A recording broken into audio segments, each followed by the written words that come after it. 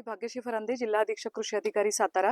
आज आपण एक माननीय शेतकरी सुरेश काळे, मी शेतकरीच म्हणेन त्यांना, ते जरी ऊस विकास अधिकारी असले तरी, सुरेश काळेजी यांच्या शेतावरती आपण बारामतीमध्ये उभे आहोत आणि यांच्या शेतामध्ये ऊसाच्या स्टेजिंगचा एक नवीन प्रयोग आम्हाला बघायला मिळाला। या प्रयोगामध्ये आपल्याला ऊस न पडता उभा कसा ठेवता येईल शेवटपर्यंत याच्यासाठी त्यांनी केलेला प्रयत्न होता।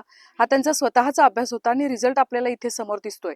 ज्या शेतामध्ये 40-50 टनाच्या वर उत्पन्न येत नव्हतं त्याचं उत्पन्न आता 100 टनाच्या वरती जाण्याची शक्यता आहे। शेतकरी बांधवांनी खरोखर नवीन प्रयोग स्वतःच्या शेतामध्ये केले पाहिजेत आणि ह्या नवीन प्रयोग जिथं आपण पाहतोय त्याचं कुठेतरी अनुकरण आपल्या पद्धतीनं करण्याचा प्रयत्न केला पाहिजे। मी या निमित्तानं सुरेश काळे सर आणि त्यांचा मुलगा दोघांचंही खूप खूप अभिनंदन करते आणि शुभेच्छा देते।